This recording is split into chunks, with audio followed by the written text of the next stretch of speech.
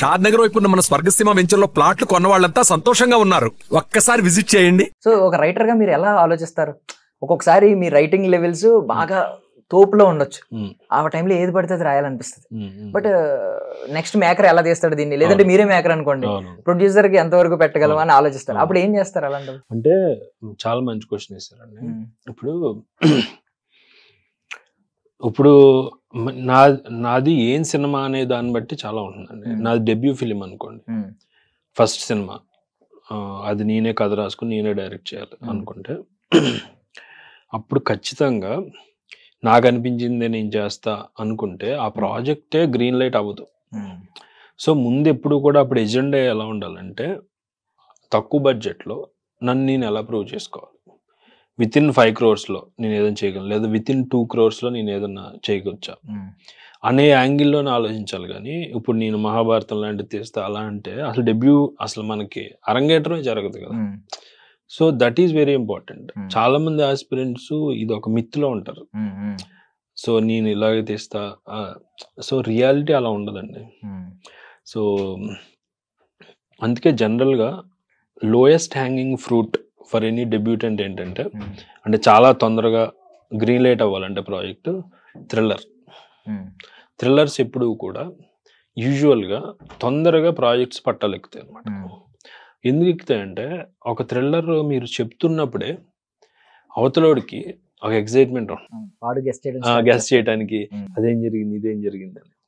So ఒక normal ఛాయ్ వాళ్ళు అవ్వచ్చు, ఒక 100 కోట్ల ప్రొడ్యూసర్ అవ్వచ్చు, ఎవరైనా ఒకే లెవెల్ ఆఫ్ ఎమోషన్తో కనెక్ట్ అయ్యేది థ్రిల్లర్. సో అందుకు ఒక డెబ్యూ మీరు చేస్తున్నప్పుడు థ్రిల్లర్ అనేది ఎంచుకోవటం చాలా మంచిది. ఇంకోటి థ్రిల్లర్ మీరు కరెక్ట్గా సెటప్ చేసుకుంటే ఒకే ఇంట్లోనో లేదా ఒకే క్యారెక్టర్తో లేదా తక్కువ క్యారెక్టర్స్తోనో మీ రైటింగ్ని ప్రూవ్ చేసుకునే సత్తా థ్రిల్లర్లో ఉంటుంది.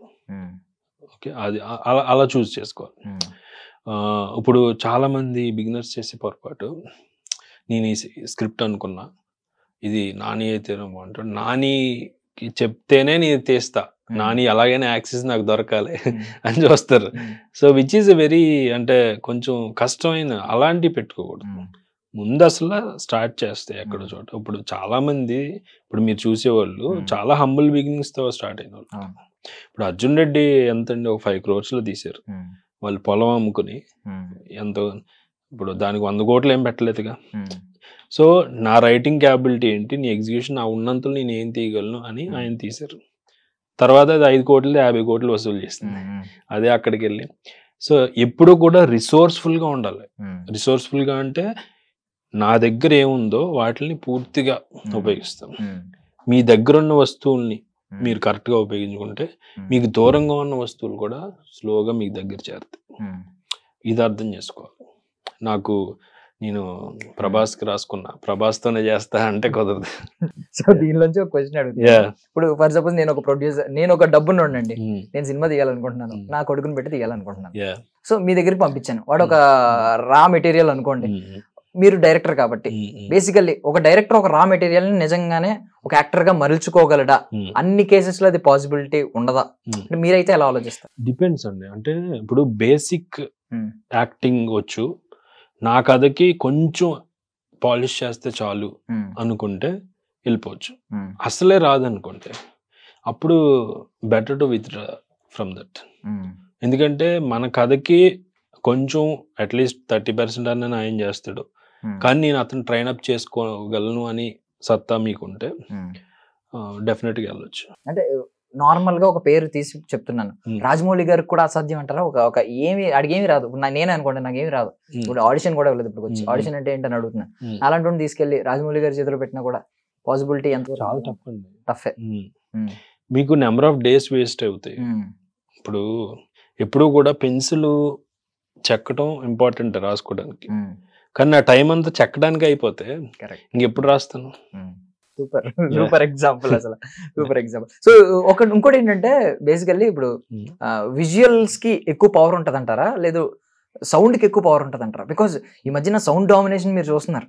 అఖండ వచ్చినప్పటి నుంచి ఆ థియేటర్స్ పగిలిపోయినాయి, స్పీకర్లు పగిలిపోయినాయి, సౌండ్ మీద ఎక్కువ ఫోకస్ చేస్తున్నారు రివ్యూలు ఇచ్చేవాళ్ళు, ఆడియన్స్ కూడా. అన్న సౌండ్లు పగలిపోవాలన్నా, స్పీకర్లు పగిలిపోవాలన్నా, మీరు దేనికి ఎక్కువ పవర్ ఉంటుందని నమ్ముతారు? అన్నిటికన్నా సినిమాకి ఎప్పుడు పవర్ ఉండేది ఒకే ఒకటండి, ఎమోషన్. ఎమోషన్ తర్వాతే ఎన్ని పైన అద్దె కొన్ని మెరుపులు ఇవన్నీ తప్ప కోర్ ఎమోషన్ లో ఇప్పుడు అర్జున్ రెడ్డి ఉంది, ఇప్పుడు సందీప్ వంగ, ఒక్కొక్కళ్ళు ఒక స్ట్రెంగ్త్ ఉంటుందండి. ప్రతి క్రాఫ్ట్స్ మ్యాన్ లో స్ట్రెంగ్త్ ఉంటుంది.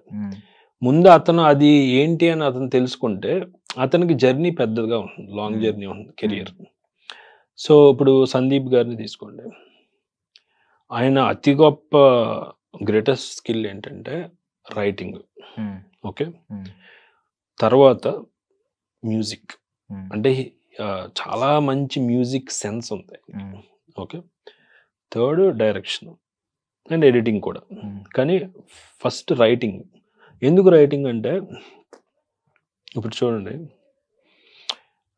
ఒక మీరు అర్జున్ రెడ్డి తీసుకుంటే అందులో చాలా మటుకు సీన్లు మనం ఎక్కడ చూడనివి ఉంటాయి. అంటే ఒక వ్యక్తి పొద్దున్నే లేచి ఆ పక్కన అమ్మాయి ఎవరో నైటీ కప్పుకుని కిందకు వచ్చి ఆడు ఐస్ ముక్కలు వేసుకోవటం ఏంటి, అలా మనం చూడాలి ఏం జరుగుతుందిరా. ఇంటర్వెల్ కి ప్యాంట్ లో సో ఇంటర్వెల్ కి ప్యాంట్ లో అలా అవ్వటానికి మనకి ముందు ప్రిపేర్ చేస్తున్నాడు ఆయన with that ice in the pants. So great writing అండి. అంటే ఆ ఫ్రెష్నెస్ పర్సనాలిటీలోంచి వస్తుంది. మనం అనుకుంటే కూర్చుని అనుకుంటే రాదు. ఓకే, అండ్ ఆ గ్రేట్ రైటింగ్తో పాటు అంటే నాకు సందీప్ గారు ఏమనిపిస్తారంటే is a great writer with a good year.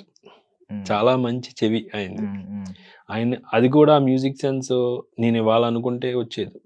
ఆయన 25 ఏళ్ళుగా 30 ఏళ్ళుగా మ్యూజిక్ వింటూ రకరకాల వరల్డ్ మ్యూజిక్ వింటూ అది వింటూ ఎక్కడో ఇది మంచిది ఉంది, ఇది ఇక్కడ వాడచ్చు. ఇప్పుడు ఒకటి మంచిది అనిపిస్తే ఆయన ఈ ఫోల్డర్లో పెట్టుకుని రాసుకుంటారంట ఆయన, ఇది పలానా సీన్కి ఇక్కడ వాడచ్చు అని. అంటే అలా ఎన్ని ఫైల్స్ దాచుకుని ఉండాలి ఒక ఆర్టిస్ట్ అన్నోడు, ఎంత తప్పించాలి. సో అలాగా ప్రతి ఒక్కరికి ఒక కోర్ ఒకటి ఉంటుంది. ఓకే, దాన్ని పట్టుకున్నప్పుడు మిగతా ఈజీ అవుతాయి.